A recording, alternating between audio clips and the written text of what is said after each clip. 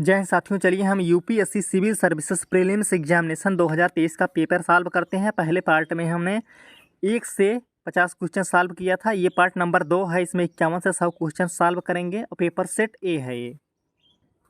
Question number 51 है, जननी सुरक्षा योजना के संबंध में निम्नलिखित कथनों पर विचार कीजिए। नंबर 1, यह राज्यों के स्वास्थ्य विभागों की एक सुरक्षित मातृत्व की योजना है। नंबर 2, इसका उद्देश्य गरीब गर्भवती महिलाओं में मातृ तथा नवजात शिशु मृत्यु दर में कमी लाना है। नंबर 3, इसका लक्ष्य गरीब गर्भवती महिलाओं के लिए स्वास्थ्य केंद्रों में प्रसव को बढ़ावा देना। नंबर 4, इसके उद्देश्यों में 1 वर्ष की आयु तक के बीमार बच्चों को लोक स्वास्थ्य सुविधाएं प्रदान करना शामिल है। उपरोक्त में से कितने कथन सही हैं? विकल्प नंबर ए केवल 1, विकल्प नंबर बी केवल 2, विकल्प नंबर सी केवल 3, विकल्प नंबर डी सभी 4। सही विकल्प है बी केवल 2। इसका उद्देश्य गरीब गर्भवती महिलाओं में मातृ तथा नवजात शिशु मृत्यु दर में कमी लाना है। क्वेश्चन नंबर 52, एनीमिया मुक्त भारत रणनीति के अंतर्गत की जा रही व्यवस्थाओं के संदर्भ में निम्नलिखित कथनों पर विचार कीजिए। नंबर 1, इसमें स्कूल जाने से पूर्व प्री स्कूल बच्चों, किशोरों और गर्भवती महिलाओं के लिए रोग निरोधक कैल्शियम पूरकता प्रदान की जाएगी। नंबर 2, इसमें शिशु जन्म के समय देरी से रचु बंद करने के लिए अभियान चलाया जाता है। नंबर 3, इसमें बच्चों और किशोरों की निर्धारित अवधियों में क्रीम मुक्त की जाती है। नंबर 4, इसमें मलेरिया, हीमोग्लोबिन वृद्धि और फ्लोरोसिस पर विशेष ध्यान देने के साथ स्थानिक बस्तियों में एनीमिया के गैर पोषण कारणों की ओर ध्यान दिलाना शामिल है। उपर्युक्त में से कितने कथन सही हैं? सही विकल्प है विकल्प नंबर ए केवल 1, विकल्प नंबर बी केवल 2, विकल्प नंबर सी केवल 3, विकल्प नंबर डी सभी 4। सही विकल्प है सी केवल 3। इसमें बच्चों और किशोरों की निर्धारित अवधियों पर क्रीम मुक्त की जाती है। क्वेश्चन नंबर 53 है, निम्नलिखित कथनों पर विचार कीजिए।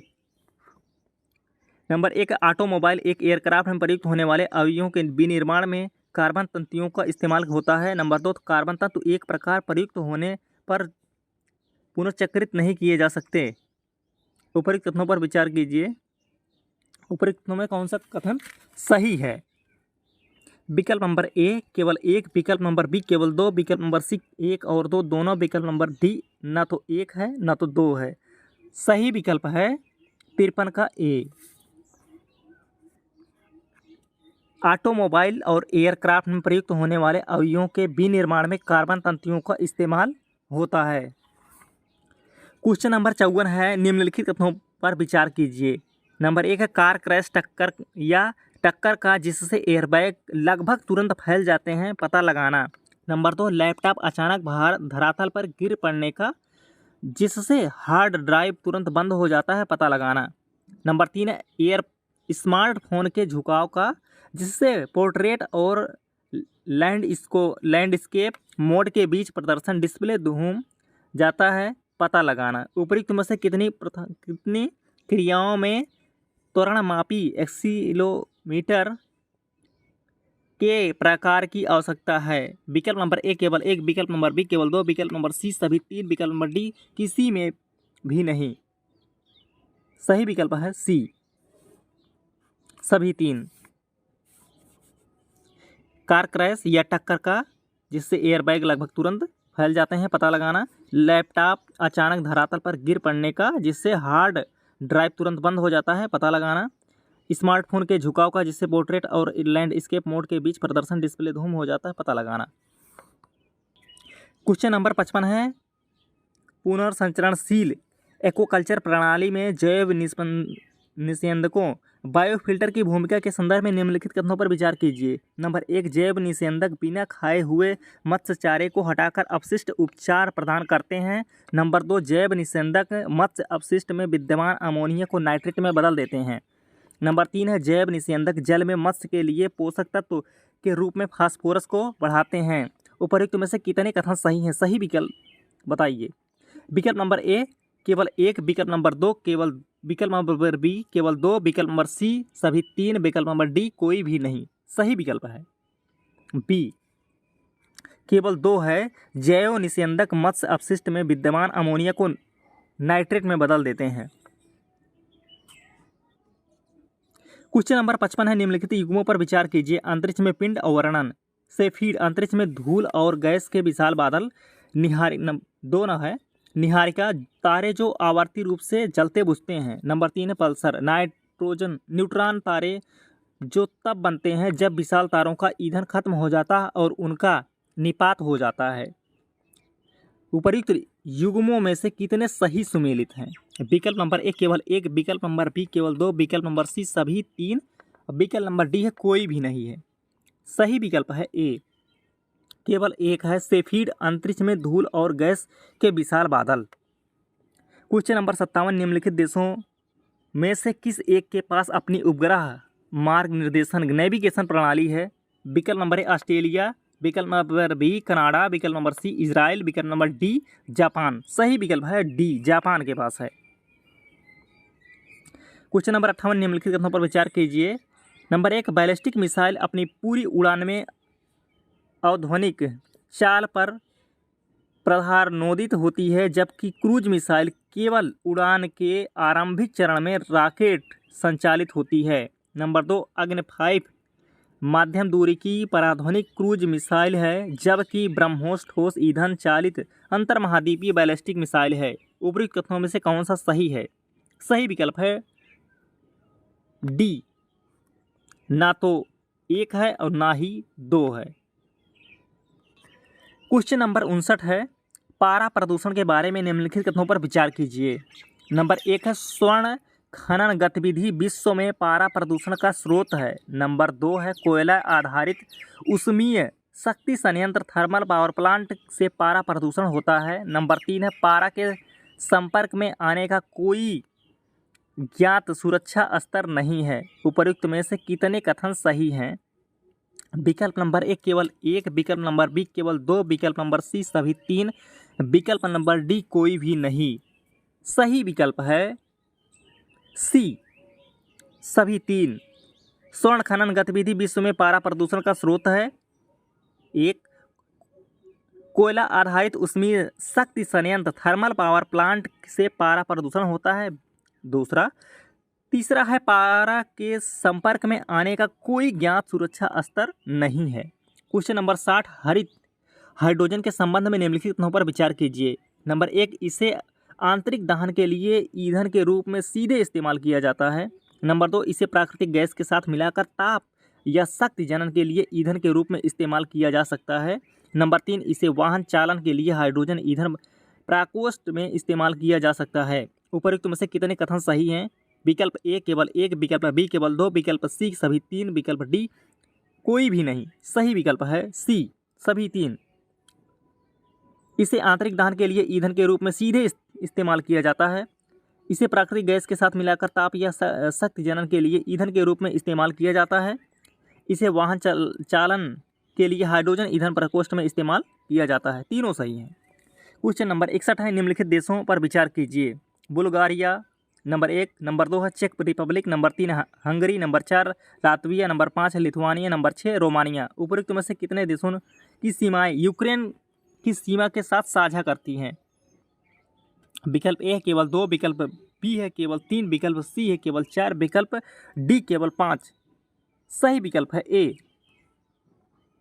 केवल 2, चेक रिपब्लिक। क्वेश्चन नंबर 62, पृथ्वी के वायुमंडल के संदर्भ में निम्नलिखित कथनों में से कौन सा एक सही है?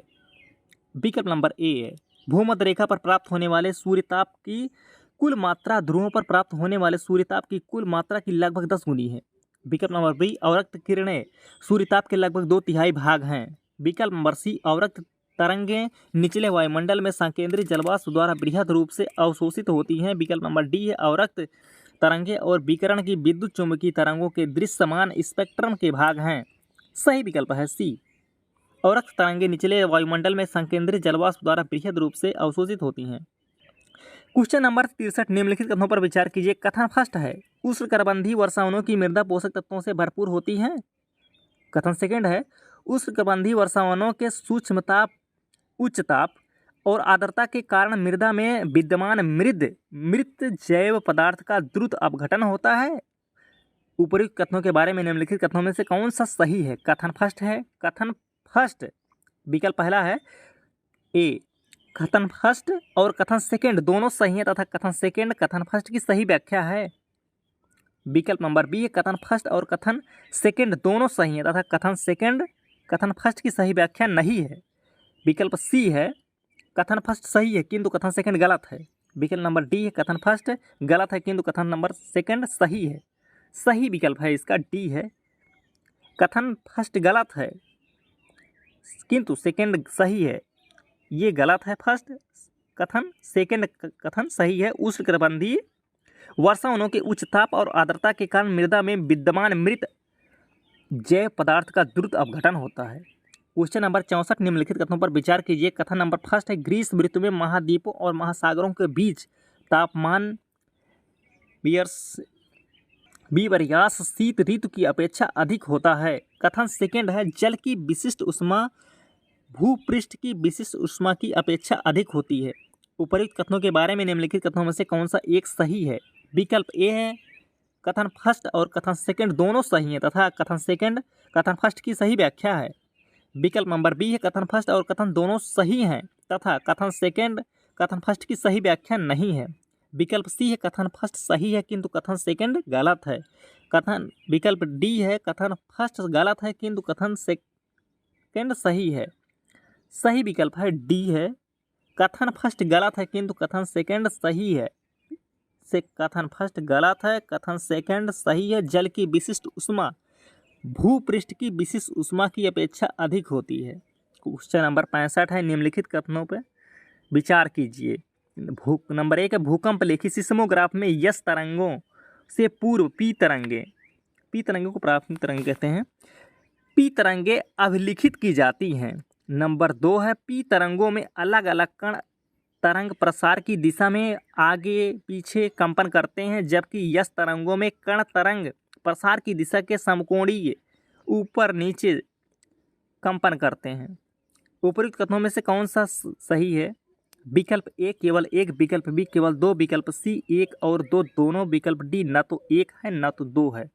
सही विकल्प है सी है, दोनों ही सही हैं।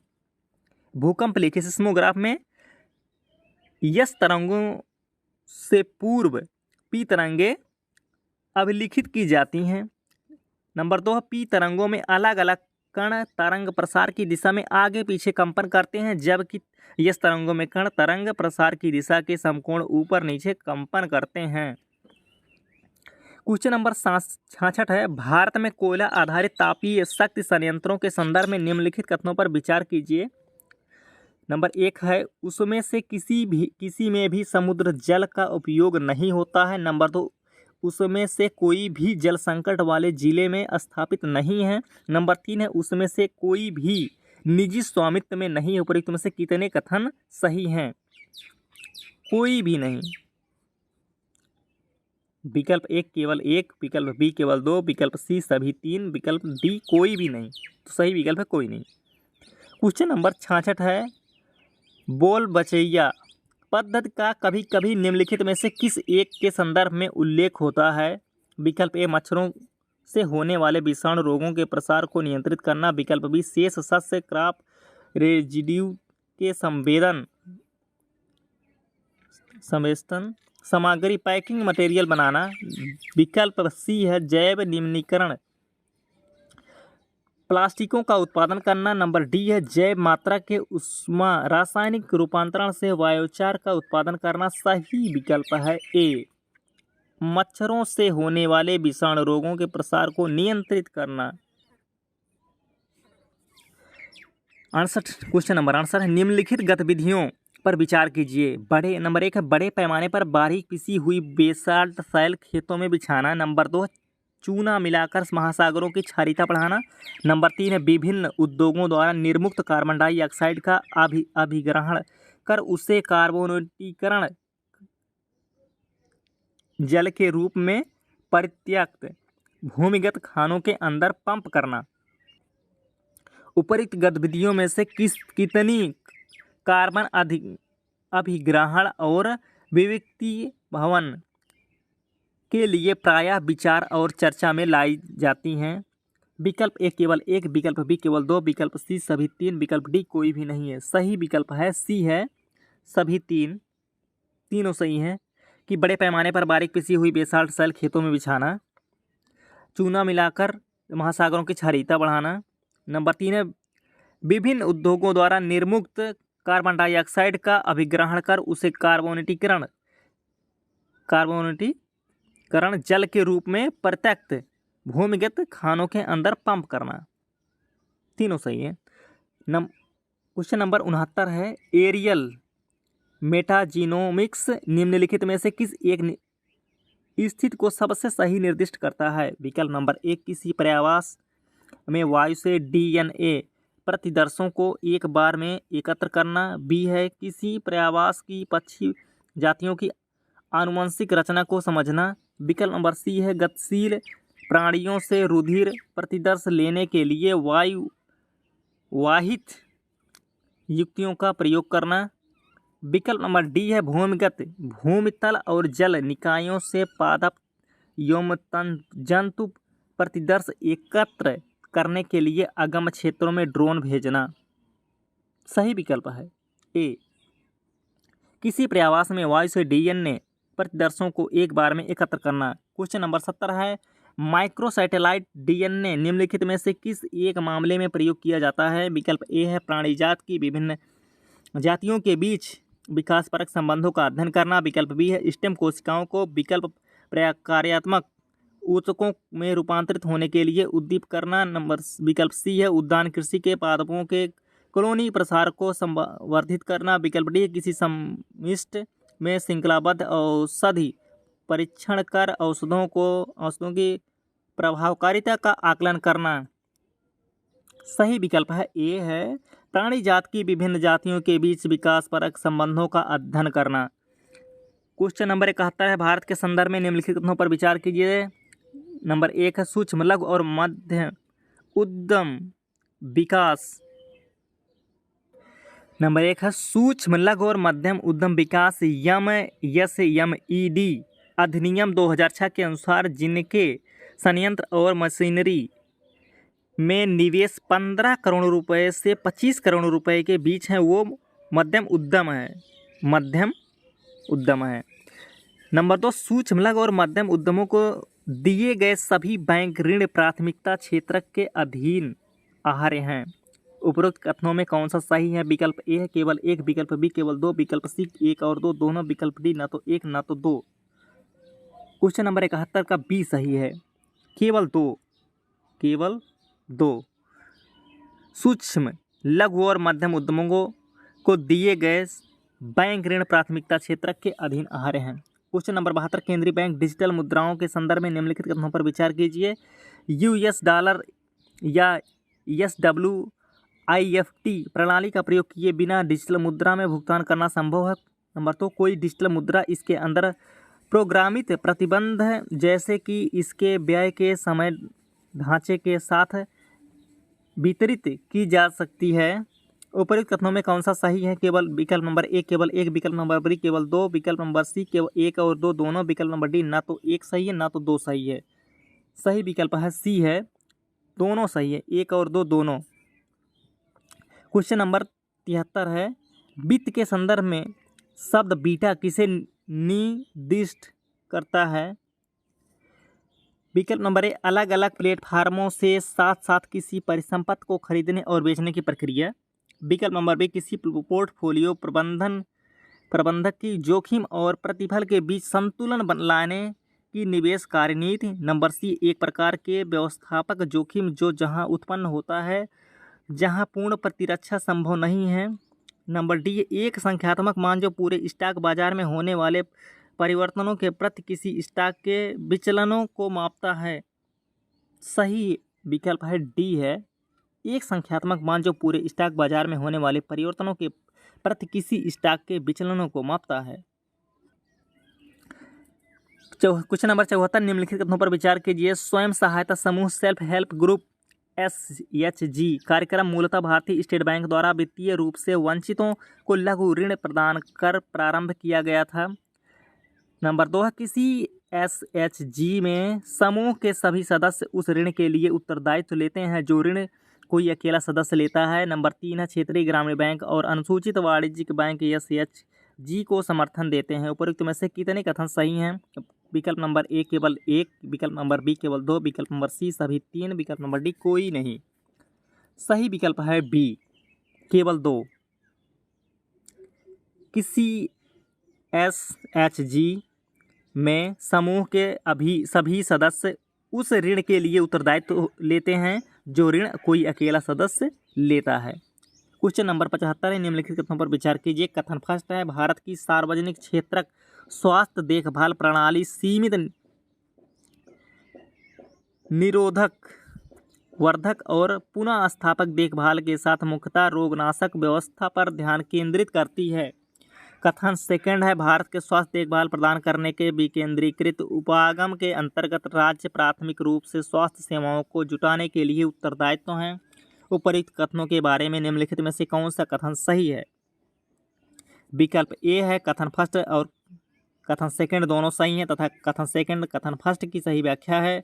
विकल्प नंबर बी है कथन फर्स्ट और कथन सेकंड दोनों सही हैं तथा कथन सेकंड कथन फर्स्ट की सही व्याख्या नहीं है।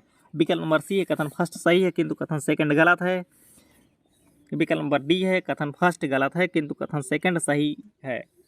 सही विकल्प क्या है? सही विकल्प है बी, कथन फर्स्ट और कथन सेकंड दोनों सही हैं लेकिन कथन सेकंड जो है कथन फर्स्ट की व्याख्या नहीं करता। क्वेश्चन नंबर है 76, निम्नलिखित कथनों पर विचार कीजिए। कथन फर्स्ट है, संयुक्त राष्ट्र संघ की विश्व जल रिपोर्ट 2022 के अनुसार भारत प्रतिवर्ष विश्व के भौम जल के 1/4 से अधिक जल का निष्कर्षण करता है। कथन सेकंड है, भारत को अपने राज्य क्षेत्र में रहने वाली विश्व की लगभग 18% जनसंख्या के पेयजल और स्वच्छता आवश्यकताओं को पूरा करने के लिए प्रतिवर्ष विश्व के भौम जल के 1/4 से अधिक जल का निष्कर्षण करने की जरूरत है। उपरोक्त कथनों के बारे में निम्नलिखित में से कौन सा कथन सही है? कथन विकल्प नंबर ए है कथन फर्स्ट और कथन सेकंड दोनों सही है। कथन सेकंड फर्स्ट की व्याख्या करता है। विकल्प बी है कथन फर्स्ट और कथन सेकंड दोनों सही हैं लेकिन कथन सेकंड जो है फर्स्ट की व्याख्या नहीं करता है। विकल्प सी है कथन पहला सही है, फर्स्ट सही है किंतु कथन सेकंड गलत है। विकल्प नंबर डी है कथन फर्स्ट गलत है किंतु कथन सेकंड सही है। सही है विकल्प सी, कथन फर्स्ट सही है किंतु कथन गलत है सेकंड। कथन फर्स्ट सही है। संयुक्त राष्ट्र संघ की विधि जल विकास रिपोर्ट 2022 के अनुसार भारत प्रतिवर्ष विश्व के भौम जल के 1/4 से अधिक जल का निष्कर्षण करता है। क्वेश्चन नंबर 77, निम्नलिखित कथनों पर विचार कीजिए। भारत के संविधान के अनुसार केंद्र सरकार का यह एक दायित्व है कि वह राज्यों को आंतरिक विक्षोभों से बचाएं।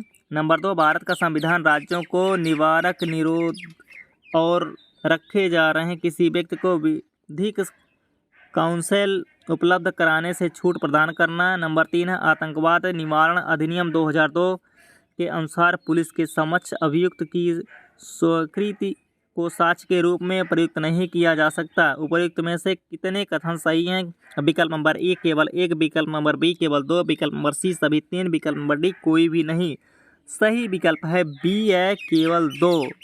भारत का संविधान राज्यों को निवारक निरोध में रखे जा रहे किसी व्यक्ति को विधिक काउंसिल उपलब्ध कराने में छूट प्रदान करना। क्वेश्चन नंबर 78, निम्नलिखित में से कौन सा एक देश दशकों में गृह, कलह और खाद्य संकट से त्रस्त रहा है तथा हाल के पिछले दिनों में अति गंभीर दुर्भिक्ष के लिए समाचारों में था? विकल्प ए अंगोला, विकल्प बी कोस्टारिका, विकल्प सी इक्वाडोर, विकल्प नंबर डी सोमालिया। सही विकल्प है डी सोमालिया।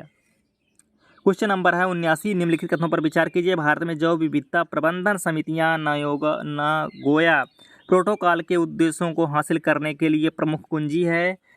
नंबर 2 है, जैव विविधता प्रबंधन समितियों के अपने क्षेत्राधिकार के अंतर्गत जैव संसाधनों तक पहुंच के लिए संग्रह शुल्क लगाने की शक्ति सहित पहुंच और लाभ सहभागिता निर्धारित करने के लिए महत्वपूर्ण प्रक्रिया हैं। उपरोक्त कथनों में कौन सा सही है? विकल्प नंबर ए केवल 1, विकल्प नंबर बी केवल 2, विकल्प नंबर सी 1 और 2 दोनों, विकल्प नंबर डी ना तो 1 है ना तो 2 है।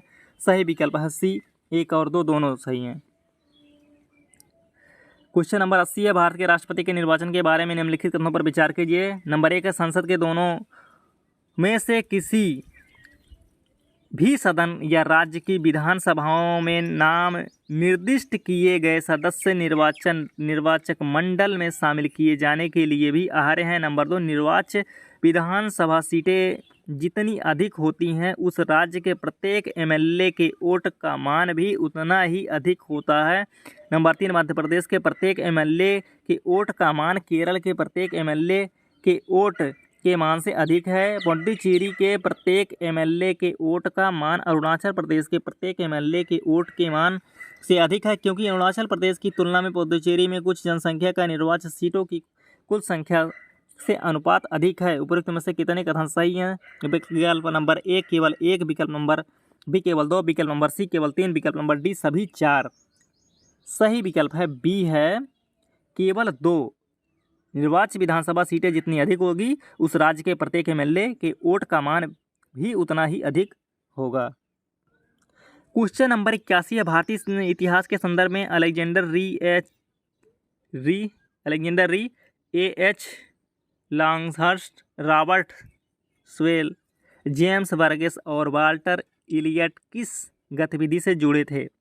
विकल्प ए है पुरातात्विक उत्खनन, विकल्प बी है औपनिवेशिक भारत में अंग्रेजी प्रेस की स्थापना, विकल्प सी है देसी रजवाड़ों में गिरजाघरों की स्थापना, विकल्प डी है औपनिवेशिक भारत में रेल का निर्माण। सही विकल्प है पुरातात्विक उत्खनन, विकल्प नंबर ए। क्वेश्चन नंबर 82, निम्नलिखित गुमों पर विचार कीजिए। स्थल है जिसके लिए जाना जाता है? बेस्थल, बेसनगर, शैव गुफा मंदिर, भाजा बौद्ध गुफा मंदिर, सितवन वासल जैन गुफा मंदिर। विकल्प उपयुक्त में से कितने युग्म सही हैं? विकल्प ए केवल 1, विकल्प बी केवल 2, विकल्प सी सभी 3, विकल्प डी कोई भी नहीं। सही विकल्प है बी केवल 2, भाजा बौद्ध गुफा मंदिर। क्वेश्चन नंबर 83, निम्नलिखित कथनों पर विचार कीजिए। कथन है फर्स्ट, 7 अगस्त को राष्ट्रीय हथकरघा दिवस के रूप में घोषित किया गया था। कथन सेकंड है, 1905 में इसी दिन स्वदेशी आंदोलन शुरू किया गया था। उपयुक्त कथनों के बारे में निम्नलिखित कथनों में से कौन सा एक सही है? कथन फर्स्ट है, विकल्प पहला है ए। कथन फर्स्ट और कथन सेकंड दोनों सही हैं तथा कथन सेकंड कथन फर्स्ट की व्याख्या करता है। विकल्प नंबर बी है, कथन फर्स्ट और कथन सेकंड दोनों सही हैं तथा कथन सेकंड कथन फर्स्ट की व्याख्या नहीं करता है। विकल्प नंबर सी है, कथन फर्स्ट सही है किंतु कथन सेकंड गलत है। विकल्प नंबर डी है, कथन फर्स्ट गलत है किंतु कथन सेकंड सही है। सही विकल्प है ए, कथन फर्स्ट और कथन सेकंड दोनों सही हैं। कथन सेकंड जो है कथन फर्स्ट की सही व्याख्या भी करता है। क्वेश्चन नंबर 84, भारत की ध्वज संहिता 2002 के अनुसार भारत के राष्ट्रीय ध्वज के बारे में निम्नलिखित कथनों पर विचार कीजिए। कथन फर्स्ट है, भारत के राष्ट्रीय ध्वज का एक मानक आमाप 600 मिलीमीटर गुणे 400 मिलीमीटर है। कथन सेकंड है, ध्वज की लंबाई से ऊंचाई चौड़ाई का अनुपात 3:2 होगा। उपर्युक्त कथनों के बारे में निम्नलिखित में से कौन सा एक सही है? विकल्प नंबर ए है, कथन फर्स्ट और कथन सेकंड दोनों सही है तथा कथन सेकंड कथन फर्स्ट की सही व्याख्या करता है। विकल्प नंबर बी है, कथन फर्स्ट और कथन सेकंड दोनों सही हैं लेकिन कथन सेकंड जो है विकल्प फर्स्ट की कथन सेकंड कथन फर्स्ट की सही व्याख्या नहीं करता है। विकल्प नंबर सी है, कथन फर्स्ट सही है किंतु कथन सेकंड गलत है। विकल्प नंबर डी है, कथन फर्स्ट गलत है किंतु कथन सेकंड सही है। सही विकल्प है डी है, कथन फर्स्ट गलत है किंतु कथन सेकंड सही है। भारत के राष्ट्रीय ध्वज का एक मानक अमाप जो है 600 मिलीमीटर गुणे 400 मिलीमीटर, ये गलत है। ध्वज की लंबाई से ऊंचाई का चौड़ाई का अनुपात जो है 3:2 होता है, ये सही है। क्वेश्चन नंबर 85 है, संविधान दिवस के बारे में निम्नलिखित कथनों पर विचार कीजिए। कथन फर्स्ट है, नागरिकों के बीच सांवैधिक मूल्यों को संवर्धित करने के लिए संविधान दिवस प्रतिवर्ष 26 नवंबर को मनाया जाता है। कथन सेकंड है, 26 नवंबर 1949 को भारत की संविधान सभा ने भारत के संविधान का प्रारूप तैयार करने के लिए डॉक्टर भीमराव अम्बेडकर की अध्यक्षता में एक प्रारूपण समिति बनाई। उपयुक्त कथनों के बारे में निम्नलिखित में से कौन सा एक सही है? विकल्प नंबर ए, कथन फर्स्ट और कथन सेकंड दोनों सही हैं तथा कथन सेकंड कथन फर्स्ट की सही व्याख्या है। विकल्प नंबर बी है, कथन फर्स्ट और कथन सेकंड दोनों सही हैं तथा कथन सेकंड कथन फर्स्ट की सही व्याख्या नहीं करता है। विकल्प नंबर सी है, कथन फर्स्ट सही है किंतु कथन सेकंड गलत है। विकल्प नंबर डी, कथन फर्स्ट गलत है किंतु कथन सेकंड सही है। सही विकल्प है सी है, कथन फर्स्ट सही है, लेकिन किंतु कथन सेकंड गलत है। नागरिकों के बीच संवैधानिक मूल्यों को संवर्धित करने के लिए संविधान दिवस प्रतिवर्ष 26 नवंबर को मनाया जाता है। सही है। निम्नलिखित कथनों पर विचार कीजिए। कथन फर्स्ट है, स्विट्जरलैंड मूल्य के आधार पर स्वर्ण के अग्रणी निर्यातकों में से एक है। कथन सेकंड है, स्विट्जरलैंड के पास विश्व का दूसरा विशालतम स्वर्ण नीचे रिजर्व है। उपर्युक्त कथनों के बारे में निम्नलिखित में से कौन सा एक कथन सही है? कथन विकल्प नंबर ए है, कथन फर्स्ट है और कथन सेकंड दोनों सही हैं। कथन सेकंड कथन फर्स्ट की सही व्याख्या करता है।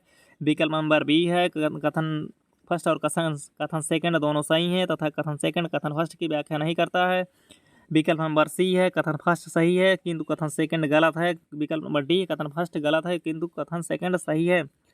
सही विकल्प है सी, कथन फर्स्ट सही किंतु कथन सेकंड गलत है। स्विट्जरलैंड मूल्य के आधार पर स्वर्ण के अग्रणी निर्यातकों में से एक है, ये सही है। क्वेश्चन नंबर 87 है, निम्नलिखित कथनों पर विचार कीजिए। कथन फर्स्ट है, हाल ही में संयुक्त राष्ट्र अमेरिका, यूएसए और यूरोपीय संघ ने व्यापार और प्रौद्योगिकी प्रतिशत प्रारंभ की है। कथन सेकंड है, संयुक्त राज्य अमेरिका और यूरोपीय संघ यह दावा करते हैं कि इसके माध्यम से तकनीक प्रगति और भौतिक उत्पादकता को अपने नियंत्रण में लाने का प्रयास कर रहे हैं। उपयुक्त कथनों के बारे में निम्नलिखित में से कौन सा एक सही है? विकल्प ए, कथन फर्स्ट सही है, कथन फर्स्ट और कथन सेकंड दोनों सही हैं तथा कथन सेकंड कथन फर्स्ट की सही व्याख्या करता है। विकल्प नंबर बी है, कथन फर्स्ट और कथन सेकंड दोनों सही हैं तथा कथन सेकंड कथन फर्स्ट की व्याख्या नहीं करता है। विकल्प नंबर सी है, कथन फर्स्ट सही है किंतु कथन सेकंड गलत है। विकल्प नंबर डी है, कथन फर्स्ट सही नहीं है किंतु कथन सेकंड सही है। सही विकल्प है ए, कथन फर्स्ट और कथन सेकंड दोनों सही है तथा कथन सेकंड कथन फर्स्ट की व्याख्या करता है। क्वेश्चन नंबर 88 है, निम्नलिखित कथनों पर विचार कीजिए। कथन फर्स्ट है, वस्तुओं के वैश्विक निर्यात में भारत का निर्यात 3.2% है। कथन नंबर सेकंड है, भारत में कार्यरत अनेक स्थानीय कंपनियों और भारत में कार्यरत कुछ विदेशी कंपनियों ने भारत की उत्पादन आधारित प्रोत्साहन प्रोडक्शन लिंक्ड इनिशिएटिव योजना का लाभ उठाया। उपयुक्त कथनों के बारे में निम्नलिखित में से कौन सा एक सही है? विकल्प ए है, कथन फर्स्ट और कथन सेकंड दोनों सही हैं तथा कथन सेकंड कथन फर्स्ट की सही व्याख्या है। विकल्प नंबर बी है, कथन फर्स्ट और कथन सेकंड दोनों सही हैं तथा कथन सेकंड जो है कथन फर्स्ट की सही व्याख्या नहीं करता है। विकल्प नंबर सी है, कथन फर्स्ट सही है किंतु कथन सेकंड गलत है। विकल्प नंबर डी है, कथन फर्स्ट गलत है किंतु कथन सेकंड सही है। सही विकल्प है डी, कथन फर्स्ट जो है गलत है किंतु कथन सेकंड सही है।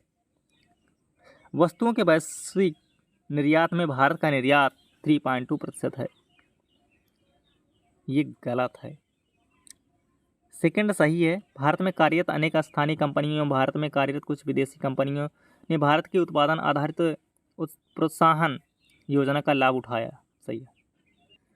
क्वेश्चन नंबर 89 है, निम्नलिखित कथनों पर विचार कीजिए। यूरोपीय संघ का स्थिरता एवं समृद्धि समझौता स्टेबिलिटी एंड ग्रोथ पैक्ट ऐसी संधि है जो नंबर 1 है, यूरोपीय संघ के देशों के बजटीय घाटे के स्तर को सीमित करती है। नंबर 2 है, यूरोपीय संघ के देशों के लिए अपनी आधारिक संरचना सुविधाओं को आपस में बांटना सुकर बनाती है। नंबर 3, यूरोपीय संघ के देशों के लिए अपनी प्रौद्योगिकियों को आपस में बांटना सुकर बनाती है। उपयुक्त में से कितने कथन सही हैं? विकल्प नंबर ए केवल 1, विकल्प नंबर बी केवल 2, विकल्प नंबर सी सभी 3, विकल्प नंबर डी कोई भी नहीं। सही विकल्प है ए, केवल 1, यूरोपीय संघ के देशों के बजटीय घाटे के स्तर को सीमित करती है।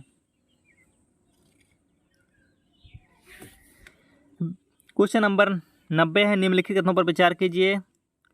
नंबर 1, हाल ही में संयुक्त राष्ट्र के सभी देशों ने अंतर्राष्ट्रीय प्रवास के लिए अभी तक की पहली संविदा सुरक्षित, व्यवस्थित और नियमित प्रवास के लिए वैश्विक संविदा global compact for safe orderly and natural migration GCM अपनाई है। नंबर 2 है, GCM में अधिकथित उद्देश्य और प्रतिबद्धताएं UN सदस्य देशों पर बाध्यकर हैं। नंबर 3 है, GCM अपने उद्देश्यों और प्रतिबद्धताओं के अंतर्गत आंतरिक प्रवास या आंतरिक रूप से विस्थापित लोगों के लिए भी कार्य करती है। उपयुक्त में से कितने कथन सही हैं?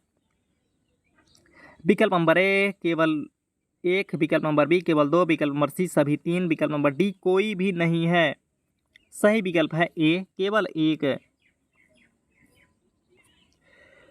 क्वेश्चन नंबर 91, होमगार्ड के संदर्भ में निम्नलिखित कथनों पर विचार कीजिए। होमगार्ड नंबर 1, होमगार्ड को होमगार्ड अधिनियम और केंद्र सरकार के नियमों के अधीन समुत्थापित किया जाता है। नंबर 2, होमगार्ड की भूमिका आंतरिक सुरक्षा बनाए रखने में पुलिस को सहायक बल के रूप में सेवा प्रदान की है। नंबर 3, अंतर्राष्ट्रीय सीमा तटीय क्षेत्रों में घुसपैठ रोकने के लिए कुछ राज्यों में सीमा विंग होमगार्ड बटालियनों समुत्थापित की गई है।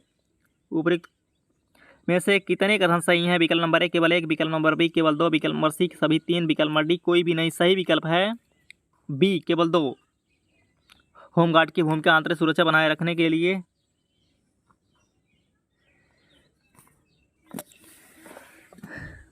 में पुलिस को सहायक बल के रूप में सेवा की है।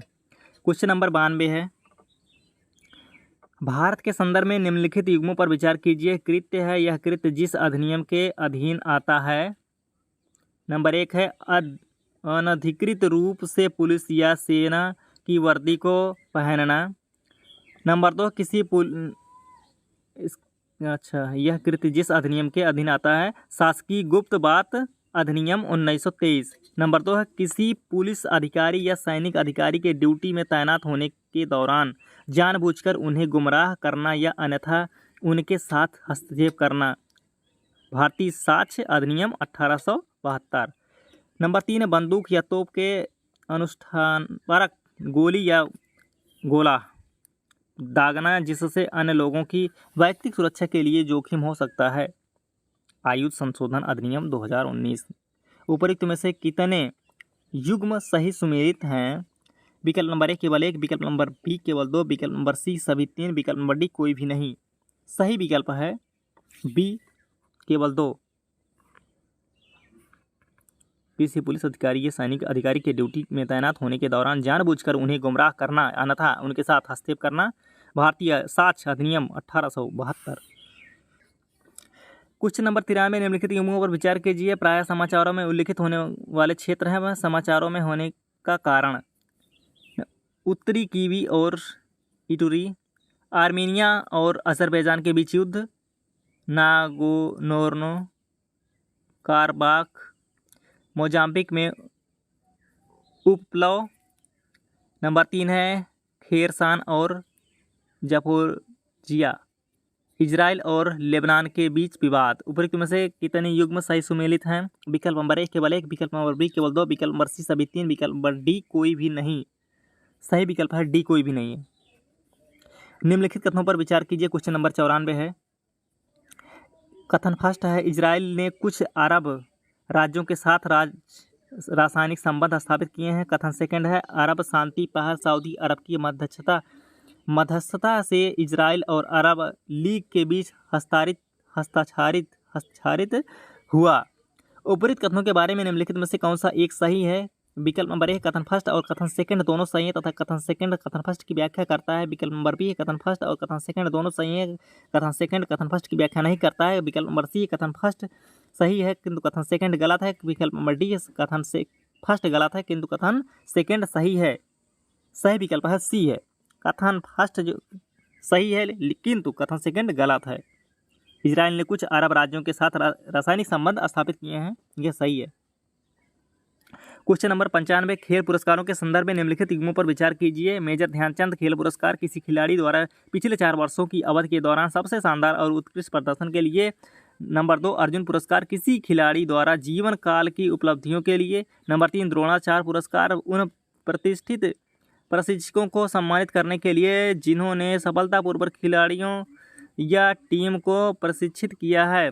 नंबर 4, राष्ट्रीय खेल प्रोत्साहन पुरस्कार खिलाड़ियों द्वारा रिटायर होने के बाद भी किए गए योगदान की सराहना करने के लिए। उपरोक्त में से कितने युग्म सही सुमेलित हैं? विकल्प नंबर 1 केवल 1, विकल्प नंबर बी केवल 2, विकल्प नंबर सी केवल 3, विकल्प नंबर डी सभी 4।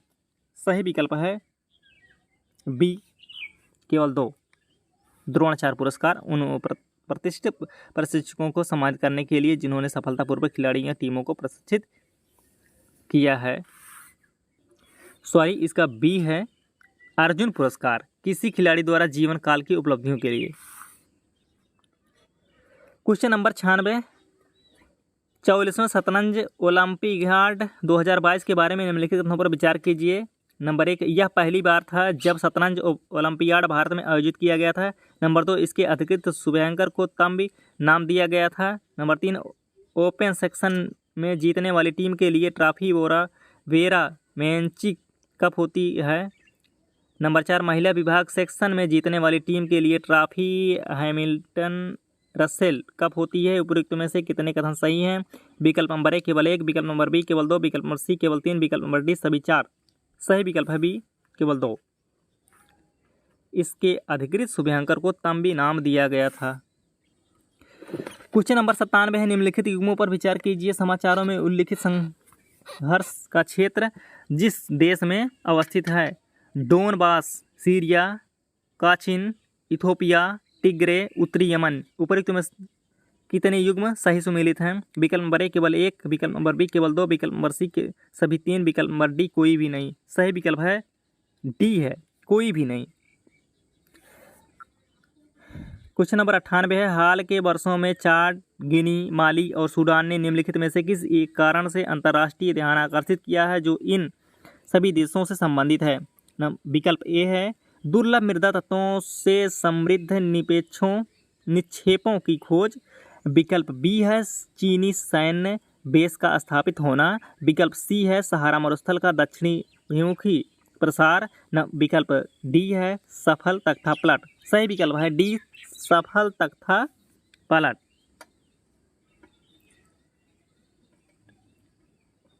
क्वेश्चन नंबर 99, निम्नलिखित भारी उद्योगों पर विचार कीजिए। उर्वरक संयंत्र, तेल शोधक कारखाने, इस्पात संयंत्र। उपयुक्त में से कितने उद्योगों के विकार्बनन में हरित हाइड्रोजन की महत्वपूर्ण भूमिका होने की अपेक्षा है? विकल्प नंबर 1 केवल 1, विकल्प नंबर 2 केवल 2, विकल्प नंबर सी सभी 3, विकल्प नंबर डी कोई भी नहीं। सही विकल्प है सी सभी 3। उर्वरक संयंत्र, तेल शोधक कारखाने, इस्पात संयंत्र। क्वेश्चन नंबर 100, G20 के बारे में निम्नलिखित कथनों पर विचार कीजिए। G20 समूह की मूल रूप से स्थापना वित्त मंत्रियों और केंद्रीय बैंक के गवर्नरों द्वारा अंतर्राष्ट्रीय आर्थिक और वित्तीय मुद्दों पर चर्चा के मंच के रूप में की गई थी। नंबर 2, डिजिटल सार्वजनिक बुनियादी ढांचा भारत की G20 प्राथमिकताओं में से एक है। उपयुक्त कथनों में से कौन सा सही है? विकल्प नंबर सी सही है, दोनों सही हैं। G20 समूह की मूल रूप से स्थापना वित्त मंत्रियों और केंद्रीय बैंक के गवर्नरों द्वारा अंतर्राष्ट्रीय आर्थिक और वित्तीय मुद्दों पर चर्चा के मंच के रूप में की गई। और डिजिटल सार्वजनिक बुनियादी ढांचा भारत की G20 प्राथमिकताओं में से एक है। धन्यवाद।